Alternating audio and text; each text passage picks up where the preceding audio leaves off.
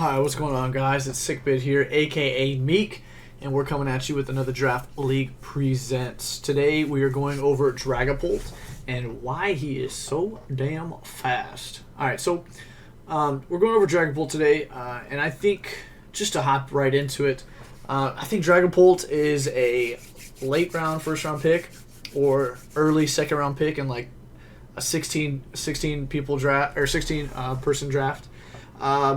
I think it's about on par with Tornadus T, like a Gen 7 Tornadus T. I think Gen 8 Tornadus T is a little bit better, in my opinion. But Dragapult is definitely a top-tier mon. It's a pseudo-legendary Pokemon, and one of the best ones with a unique typing that we'll talk about in a second. It's pretty versatile.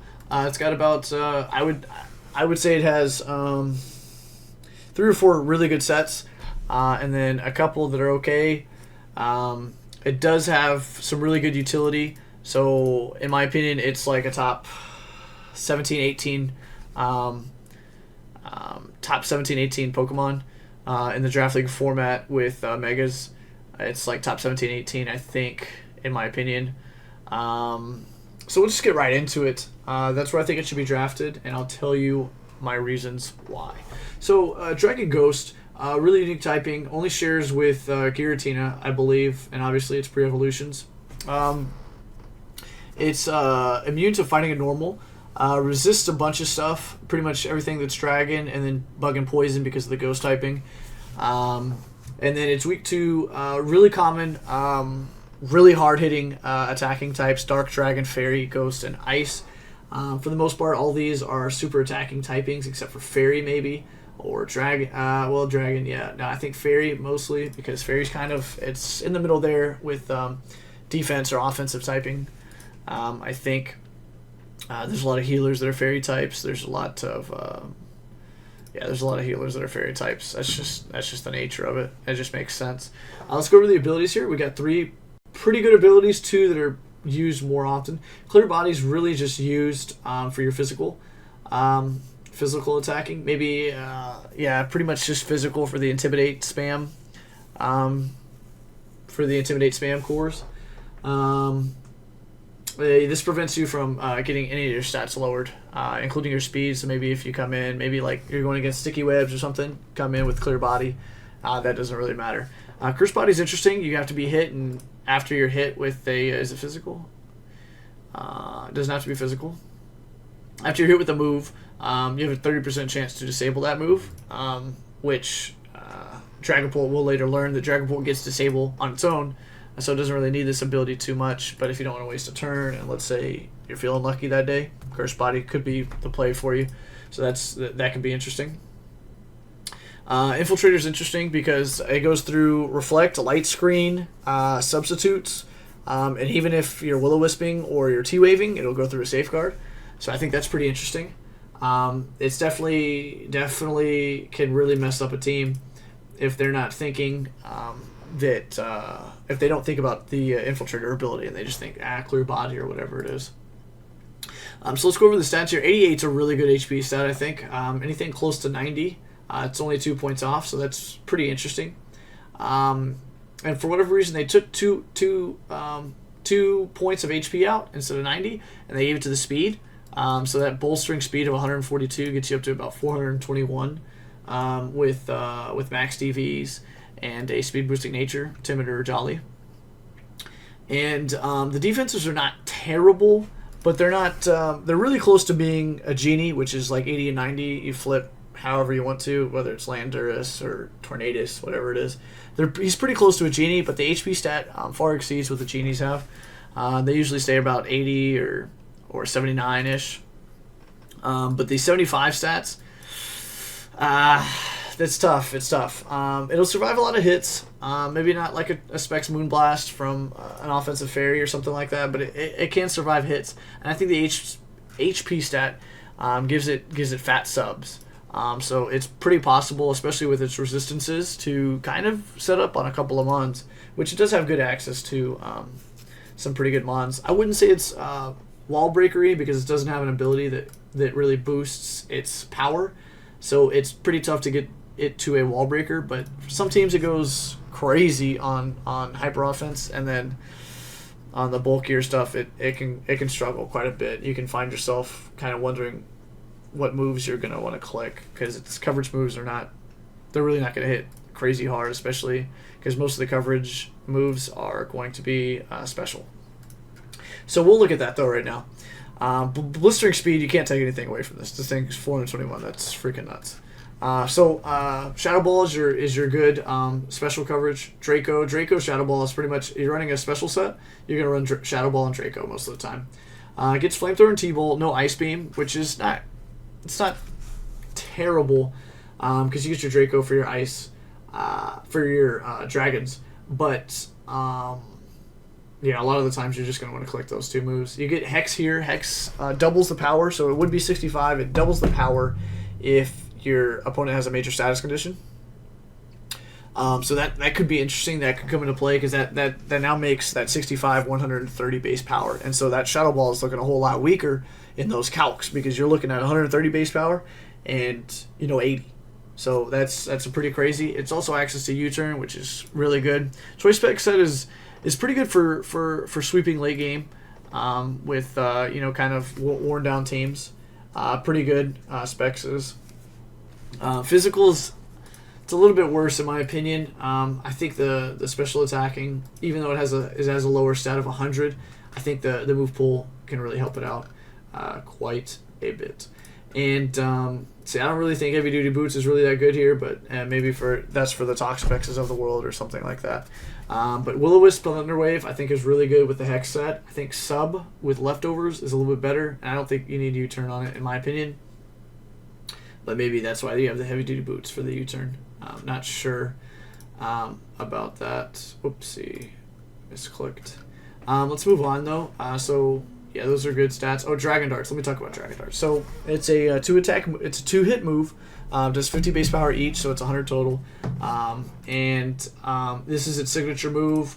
100 base power dragon type move that has 100% accuracy. Really, really strong. I really like it. It makes this mon better, in my opinion. And then the access to Dragon Dance. You're really not doing this too much for the speed. Maybe to outspeed a couple of Scarfers, but really doing that for the attack boost.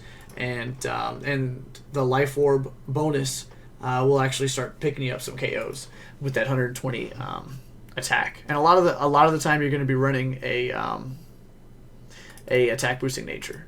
So I think that can be interesting. Brave, Adamant, Lonely in this case is what it says.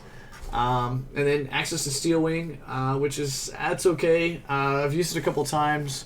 When facing like a Sylveon or something like that. Sylveon loves to switch into this guy, because a lot of the sets, it doesn't really take too much damage, because if it's special, it's either immune or it's not taking much from that coverage move. It wishes and then protects, blah blah blah. Yeah, y'all know how Sylveon goes. But let's move past that. So again, just to kind of go over, I think Sub Hex with the Will-O-Wisp or Thunderwave is really good. I think the spec set, I think a band set's really good with Dragon Dart, Steel Wing, and U-Turn. What's another one that's good? Psychic Fangs is pretty good for breaking through poison types that you can't hit with ghost type moves. Actually, you probably need some ghost type covers, but we'll get more into that. Acrobatics is nice for a weakness policy set, in my opinion, or maybe like a Lumberry, or maybe like a Resistance Berry. I think it's pretty good for that. Gets Assurance, not using that too much because you're going to be faster than everything. Baton Pass could be interesting with the DD. Could pass a couple of stats. Beat Up for those doubles teams. It's a really good doubles Pokemon. It gets Ally Switch, gets Beat Up, gets both screens. Trying to think what else. Gets Dive. A lot of people like to Dynamax this and then Dive, and it's a really fast mon, so it can do a lot of things, and it has good supporting because of its ghost typing. I think it gets a lot of interesting moves. 100% accurate Confuse Ray. Don't use Brine. Sub-disable. I forgot about that. Sub-disable Hex with a Will-O-Wisp or something like that could be really, really deadly, actually. Draco, of course. You get... you're not going to use Double Edge too much. Of course, you have your Dive, but again, that's a 2-turn move. He's got a couple of 2-turn moves that we'll talk about. So you get Dragon Claw, but you're never going to use Dragon Claw. You're always going to use Dragon Darts. The only thing you'd use Dragon Claw is maybe you're in a PP stall. Dragon Claw's the better one, but only because it has more PP than Dragon Darts. But Dragon Darts is going to hit harder every single time, and it's 100% accurate. Let's see here. Endure for an Endure Lychee set. All these mons get Endure. I'm going to say it every time. The Endure Lychee set, it has a lot of promise. It's really good. Fire Blast, Flamethrower, Facade. Fun fact, I used to call this Facade. I used to say Facade all the time. When I faced that Generation 3, Generation 3, my father, in the story mode, he would use Facade. I can't even say it wrong. What did I say? It's Facade. Whatever I said. Facade. I always thought it was Facade. Gets Fire Blast, Flamethrower, flies okay. Here's another 2-turn move for coverage physically. Here's Hex. Hydro Pump's interesting. Also gets Scald. Yeah, Scald down here. Infestation's okay. There's your light screen. Outrage. Pretty much going to use Dragon Darts most of the time. Here's your 2-turn. This is the only physical ghost type move that you get here. Freaking Phantom Force. Freaking Phantom Force, man. I mean, are you kidding? Let me just make sure that this is the only ghost. Okay, you get Astonish. Excuse me. So Phantom Force, and it takes 2 turns to charge up, so you want to make sure that the rest of the team is worn down quite a bit so that you don't get revenge killed when you come back out of your Phantom Force and you don't kill them. Psychic Veins, destroy screens, that's really good. Quick Attack, not too much. Here's Reflect, here's Scald, here's Shadowball. Solar Beam for your fire teams. A lot of the times, water types aren't going to switch into you, but just in case, I mean, there's the tech for it. Here's Steel Wing for your fairies. Excuse me, and your ice types. Here's Sub, Sucker Punch, Surf. Scald's a little bit better, I think, in my opinion. 10 base power lower, and then 30% chance to burn. It's really strong. Thunderbolt, T-Wave, U-Turn, Willow. Let's go back up here. I think that Dragapult's a great mon. I also kind of want to give y'all a couple of mons that I think go really well with it, or what I've seen has done well. Early on in the draft leagues when we were doing Gen 8 only, if you got Dragapult, you're probably winning the league. It's just a strong mon. It doesn't seem balanced, but it kind of seems balanced at the same time because it's weaker defensive stats and HP. It seems weaker, and its attacks are not like crazy strong. But it's a really good mon, and it should be drafted every single time. It should be drafted first in Gen 8 leagues. In Gen 8 leagues, draft this mon first. Unless Terrakion, Cobalion, Farizion are there, or maybe like Kiram's there, or maybe something like that, like Kiram Black, or something crazy like that. But strictly Gen 8 only, Hydreigon, Dragapult, those are your 2 mons. If you don't pick one of those, probably not winning that league. It's going to be really tough, okay? Going to be really difficult to win that league.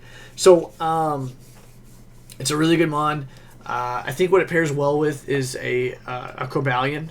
Cobalion's really good for Dragapult. If you look at its resistances here, so Cobalion resists, neutral. It's I think that's neutral as well, and it resists here. Okay, so you got a neutrality, resist, and these are your strong typings here. There's a couple of ghosts that run around, but ghost is not like crazy prevalent. You know which ghost types are going to be running around. It's maybe like Gengar, Aegislash, this guy. What else? Let's see if there's like that many top mons that are ghost types. Here's Gengar. Okay, so Gengar's here. Maybe I'm skipping over a couple. I'm just looking really quickly. Yeah, see, okay, the first 2 tiers don't even have a ghost type. Unless I'm just blind and I'm missing something. All right, here's Aegislash. I talked about that guy already, though.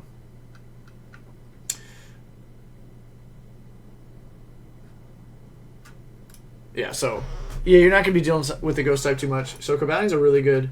Cobalion is tier 3, and this is easily doable. Dragapult, Cobalion. Even if you wanted to, I know another good mon. Mandibuzz. I swear I've been in, it must have been 10 leagues in a row where people pick Dragapult and then Mandibuzz. I mean, those mons, it seems really good because he's a dark type and a flying type and it's really bulky, but he's not resistant to dragon. He's not resistant to fairy. In fact, he's super effective against fairy. He's super affected by fairy, and he's super affected by ice. So those are 1 neutrality, 2 super effectiveness, and then 2 resistances. That's okay, I guess. And coverage moves really don't do a lot of damage to Mandibuzz, and definitely will probably not 2-hit KO. So you'll need some stab to kill this guy. But this guy's pretty good with them. Cobalion, in my opinion. But a lot of the steel types are really good. I mean, Aggro Mega is really good, I think. You get Sizeor's okay. Jirachi, probably not Jirachi, actually, because Dark and Ghost. But there's a lot of good type. If you're ever able to get Celesteela, that's really good. So a lot of steel types. Fighting types are pretty good, except for the fairy. Yeah, except for the fairy. Dark types, maybe Bisharp. Bisharp's okay with this guy.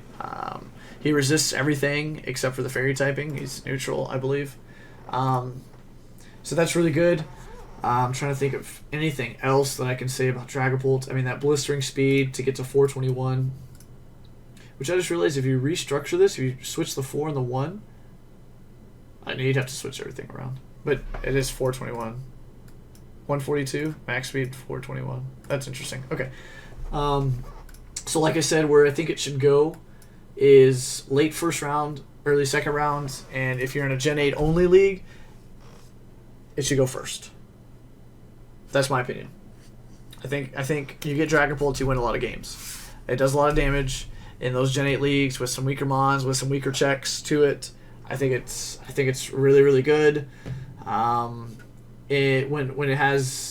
you're in a league with all the other bigger toys, it struggles. You know, it's not going to be as effective, and especially at tier 1, there's a lot of other stuff that I would rather pick. There's a lot of other stuff. I'd rather have Mew, I'd rather have Celesteela, I'd rather have Mega Gallade, Mega Mawile. I'd rather have a lot of these guys. Tornadus T, in my opinion, is better. Zygarde 50. There's a lot of mons I would definitely rather have. So that's really it from me. So that's Sickbid, aka Meek. Make sure to subscribe, and I will see you tomorrow.